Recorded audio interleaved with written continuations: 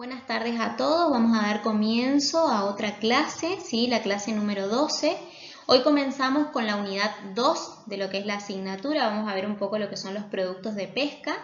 El día de hoy vamos a hablar un poco de lo que es el pescado, ¿sí? Lo que son los pescados.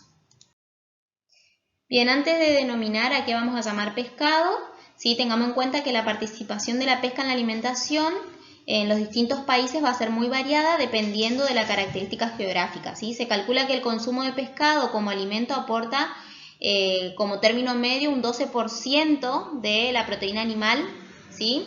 En lo que es la dieta. En cambio, en países más insulares y costeros, ¿sí? El aporte en la dieta, digamos, de este alimento es casi de un 70%, ¿sí? Entonces, ¿a qué nosotros vamos a estar llamando o denominando pescado? ¿Sí? Nosotros vamos a denominar pescado a los animales vertebrados comestibles, tanto marinos como de agua dulce. Cuando hablamos de vertebrados, estamos hablando de animales que tienen un esqueleto con una columna vertebral, ¿sí? Y un cráneo. Y su sistema nervioso central va a estar formado por una médula espinal y un encéfalo. Eso es para que ustedes entiendan más o menos los términos, ¿sí? Bien. ¿Qué va a abarcar? ¿Qué animales van a abarcar? Van a abarcar peces, que van a ser animales acuáticos, sí que tienen branquia, entonces pueden respirar bajo el agua. Van a abarcar mamíferos, que van a ser animales amniotas, que van a poseer glándulas mamarias.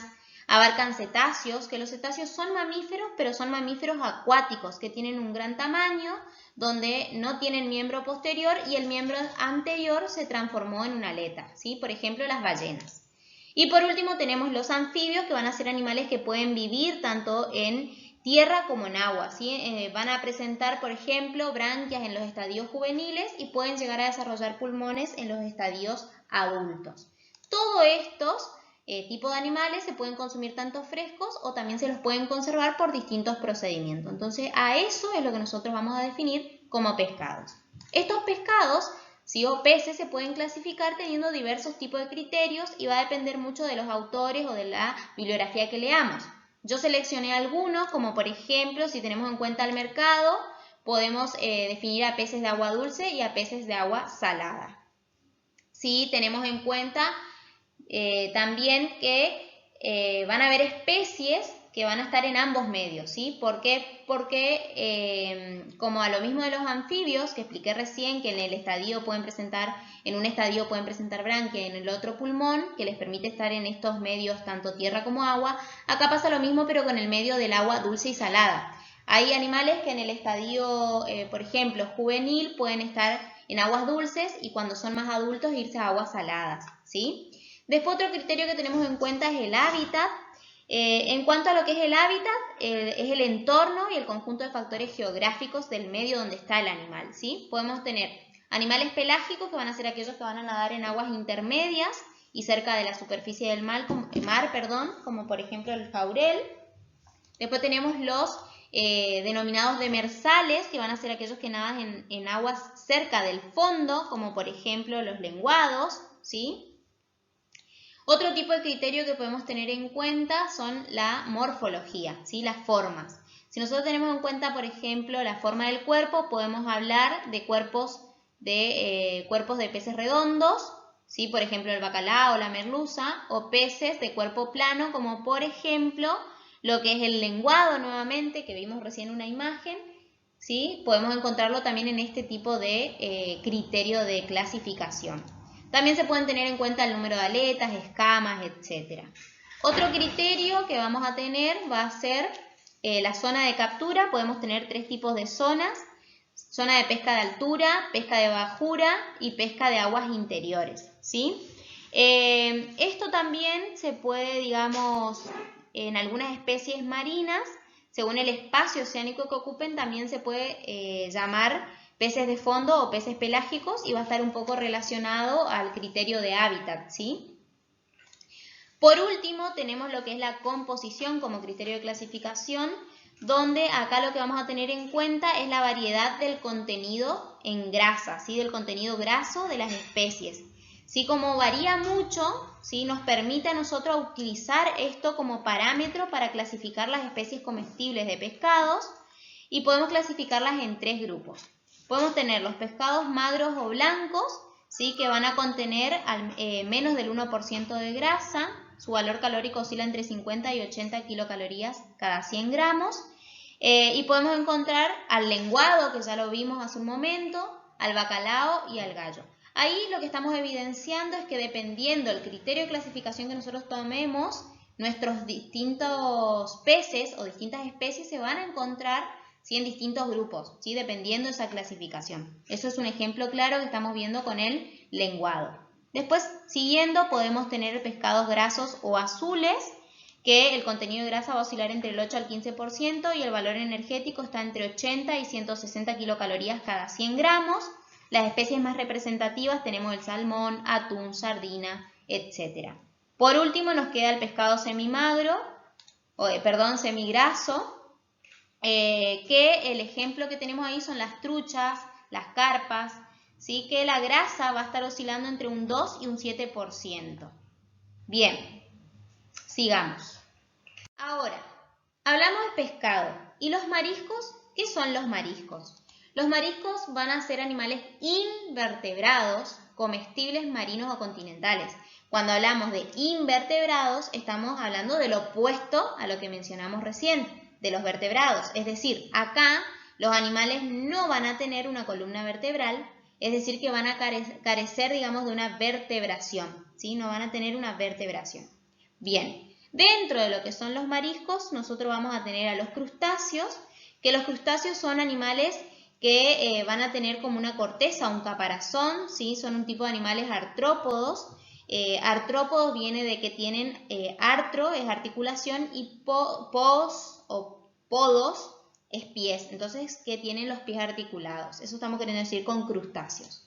En cuanto a los moluscos, que es otro tipo de marisco, estamos hablando de que son animales de cuerpo más blando, ¿sí? Bien. Todos estos animales invertebrados también van a ser frescos o conservados por distintos procedimientos autorizados. Eso es lo que nosotros vamos a clasificar como mariscos. Entonces, pescados, animales vertebrados comestibles, y mariscos, animales invertebrados comestibles, ¿sí? Bien. Siguiendo acá, vamos a ver un poquito dentro de los crustáceos qué animales podemos encontrar, ¿sí? Dentro de los crustáceos vamos a tener a los decápodos macruros, ¿sí? Ustedes van a decir, ¿y qué es decápodo macruro? Bueno, decápodo viene deca, 10, podos, pies. Entonces van a ser animales que generalmente van a tener 10 pies. Y cuando hablamos de macruros, generalmente hablamos de colas grandes, largas, ¿sí? Bueno, encontramos, por ejemplo, tenemos primero los langostinos, tenemos la gamba roja y el camarón, ¿sí? Algunos ejemplos. Después vamos a seguir con los decápodos, que ya explicamos qué era, pero braquiuros. Braquiuros hacemos referencia a cola corta. Ahí vamos a tener, ¿sí?, a los centollos, que es la primera imagen que aparece aquí, a ver si les puedo marcar. La primera imagen que aparece aquí va a ser el centollo y este va a ser el llamado buey, ¿sí? Bien, continuando vamos a tener a los cirrípedos. Cuando hablamos de cirrípedos, cirri generalmente es penacho, es decir, que tienen los pies dispuestos como en penachos, ¿sí? Ahí vamos a ver a los percebes, que es esa imagen que aparece ahí, ¿sí? Para cerrar un poquito aquí, vamos a tener acá en un plato, podemos ver que lo primero que aparece en esta zona acá van a ser langostinos, lo que aparece acá en el medio son los percebes que nombramos recién, y acá aparecen las gambas, ¿sí? Es para que ustedes vean nomás cómo en un plato hay una variedad de lo que son los crustáceos. Bien, ahora vamos a ver un poco los moluscos. Dentro de lo que son los moluscos, ¿sí?, nosotros vamos a tener bivalvos o lamelibranquios. Bivalvos va a venir de dos valvas, es decir, son animales que van a tener dos valvas, o también se los suelen llamar lamelibranquios porque tienen branquias, ¿sí?, que es el aparato de respiración, que tiene forma de láminas. Ahí adentro vamos a tener las almejas, perechos, ¿sí?, ostras, mejillones. Ahí estamos viendo un poquito, ¿sí? La primera es la almeja, la ostra, mejillón. Eso para que ustedes tengan una idea, ¿sí?, de los animales que entran en cada grupo. Univalvo, uni va a ser uno, valvos ¿sí? Una valva. También se los suele llamar o gasterópodos por el hecho de que gaster va a venir de estómago, podo de pie. Esto acá quienes pueden estar en los gasterópodos, por ejemplo los caracoles, ¿sí? Es decir, que van a tener una sola valva, un solo caparazón que los está cubriendo y suelen caminar con su cuerpo, ¿sí? Entonces como que todo el pie que ustedes ven que sale de ese caparazón es el cuerpo del animal y entonces como que camina de estómago, por eso el nombre gasterópodo. Ahí vemos un vígaro como ejemplo. Después tenemos cefalópodos, cefa va a ser cabeza, viene de cabeza, generalmente acá no es que caminen con la cabeza, pero tienen una prominente o voluminosa cabeza, no van a tener caparazón ni valvas, porque acá tenemos, por ejemplo, los calamares, los pulpos, ¿sí? Bien. Esas son más o menos unas imágenes para que ustedes tengan una idea, ¿sí? Acá no me pretendo que se aprendan nombres ni a clasificar todo este tipo de animales, sino que para que ustedes vean los distintos grupos que son de importancia alimentaria o alimenticia, digamos. Siguiendo, vamos a hablar un poco de lo que es la estructura muscular, ¿sí? Vamos a ver de que los pescados tienen un gran músculo lateral prácticamente incoloro. Vamos a ver si les puedo mostrar un poco. ¿Sí? Vamos a tener que la forma del músculo va a adquirir como una W o generalmente también puede ser una V, ¿sí? Donde estos músculos se van a ubicar de manera a los laterales del pescado, ¿sí? Esta parte de aquí y esta parte de aquí. Estos músculos van a estar divididos, ¿sí? Por un septo horizontal, también se suele llamar una línea intermedia, una línea media, que es la que marco en amarillo, ¿sí? Y a ambos lados se van a ubicar estos músculos, ¿sí? Como dije, van a ser músculos incoloros, pero también suelen presentar una musculatura, ¿sí? Un músculo llamado músculo oscuro, que justamente se localiza en esa línea que estaba mostrándoles recién. Acá lo podemos visualizar. Ese músculo oscuro va a ser rico en hemoglobina, ¿sí? Entonces va a tomar una tonalidad café rojiza oscura, ¿sí? Va a tener alta proporción de lípido. Bien, vamos a ver que estos músculos, ¿sí? Que están ubicados a los lados de esa línea de músculo oscuro, ¿sí? Vamos a tener que se puede dividir en una masa muscular, como vemos aquí, una masa muscular superior. Acá vemos en un bacalao, por ejemplo, cómo se ubica aquí, ¿sí? La masa muscular superior a ambos lados de esa línea que describimos recién, ¿sí? Acá tenemos, por ejemplo, el arenque, lo mismo, acá va a estar su masa muscular, ¿sí? Que se va a llamar masa muscular superior, es decir, va a estar en la parte superior del pez, aquí arriba, ¿sí? Y podemos tener una masa muscular ventral o inferior, que es la parte de aquí. En el bacalao vamos a ver esta partecita de acá, va a ser el músculo de la masa ventral, y acá en el arenque vemos que está un poquito más arriba, esta parte de aquí. Pero ambos todo dividido, ¿sí? Por esa línea media o intermedia, y aquí también nos muestra en el caso del arenque cómo presenta, ¿sí? Un músculo oscuro. Esto es para que ustedes más o menos vean, ¿sí? La disposición de los músculos. A su vez, estos paquetes musculares, ¿sí? De fibras musculares se van a llamar miómero, que va a estar acá el miómero, ¿sí? Va a ser cada uno de esos paquetes musculares que tienen esa forma de W que estábamos hablando. Esto para que tengan más o menos una idea de la estructura muscular en los peces. Bien, aquí lo que vamos a ver es la organización de la fibra muscular. Prácticamente lo que les muestro, ustedes ya vieron estas partes, es para mostrarles de que los músculos son semejantes, ¿sí? Estructuralmente a los animales de sangre caliente que ya estuvimos viendo, como por ejemplo los de carne bovina, ¿sí? Que explicamos en las clases anteriores, ¿sí? Estas fibras musculares van a estar, digamos, compuestas también por toda esas estructuras que vimos como las miofibrillas. Esas miofibrillas van a tener sus sarcómeros, ¿sí? Es todo respetando la misma estructura ya vista. Entonces acá podemos evidenciar que van a estar formados también los músculos del pescado con fibras musculares y tejidos conectivos, ¿sí? Las fibras que van a estar formadas por las miofibrillas van a contener también esos filamentos gruesos y delgados de lo que es miosina y actina, como podemos ir viendo en la imagen aquí, ¿sí? Vemos acá, está ubicado está mostrando lo que es la actina, la miosina, ¿sí?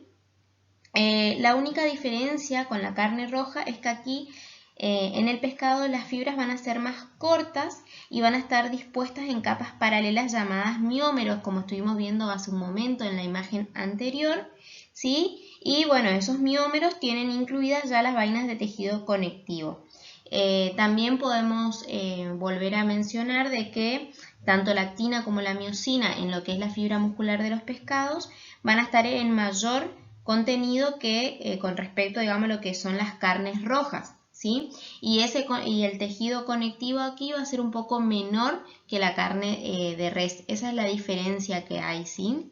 Y estas fibras de colágeno que se pueden presentar en el pescado, ¿sí? Van a tener un patrón similar encontrado a los de mamífero, pero con menos entrecruzamiento, menos denso. También a eso se debe, digamos, que sea un poco más tierna la carne. Esto básicamente es para que ustedes vean cómo la estructura sigue siendo la misma con algunas pequeñas diferencias, como por ejemplo la longitud de la fibra. Continuando, y ya para dar final a la clase del día de hoy, vamos a hablar de la modificación post-mortem un poquito. Lo que nosotros vamos a encontrar aquí es que tanto la maduración como la putrefacción en lo que es el pescado va a tener lugar casi de una forma simultánea, así van a ocurrir de manera paralela, por lo que después de capturar el animal hay que conservarlo adecuadamente y rápidamente, ya que la rigidez cadavérica en este tipo de organismos es muy corta, ¿sí? También podemos mencionar de que aquí va a haber una poca bajada del pH del animal, ¿sí? Acuérdense de que este punto era muy importante, ¿sí? Para que, digamos, se acidifique los músculos, como habíamos visto ya en clases anteriores, y esa acidificación del músculo, ese pH ácido, me permitía a mí de liberar enzimas, que estas enzimas luego actuaban para poder que, digamos, la carne vuelva a ablandarse, ¿sí? Recuerden que en la rigidez cadavérica la carne lo que hacía era trabar, ¿sí? Ese complejo actomiosina, entonces tanto la miosina como la actina no se podían separar más, entonces el músculo queda contraído y recuerden que cuando se va ablandando, ¿sí? esa musculatura, pasando el tiempo de del rigor mortis, es por el hecho de que actúan estas enzimas a nivel del disco Z, ¿sí? No es que se rompe ese complejo actomiosina, sino que se separan esas fibras, esas fibras del disco Z, ¿sí? Y eso nos permite a nosotros que haya una mayor, digamos, ternura de la carne. Entonces es muy importante que haya una bajada de pH, ¿sí? En el caso de los pescados es poca esa bajada de pH, ¿por qué? Porque a la hora del sacrificio hay poco glucógeno. Recuerden de que el glucógeno está presente cuando los animales están vivos, ¿sí? Almacena energía, ¿sí? ATP es cuando hay presencia de oxígeno, y una vez sacrificado el animal, ese glucógeno que tenga el animal en reserva se convierte en ácido láctico y ese ácido láctico me baja el pH y actúa como estuvimos comentando hace un momento. Entonces acá vemos de que es poca la bajada del pH. También vamos a tener que la rápida descomposición se va a ver favorecida, ¿sí? Por la estructura del músculo, la contaminación bacteriana y el alto contenido de agua. Recordemos de que dijimos que tanto la putrefacción y la maduración ocurren al mismo tiempo, entonces la descomposición de estos organismos es más rápida y eso se ve favorecido porque recuerden que el pescado es un animal de sangre fría, que al sacrificarlo esa sangre se va a calentar, entonces la temperatura se va a elevar. Esta temperatura va a ser idónea para lo que es el crecimiento de los microorganismos que van a colaborar entonces a descomposición, ¿sí? del animal.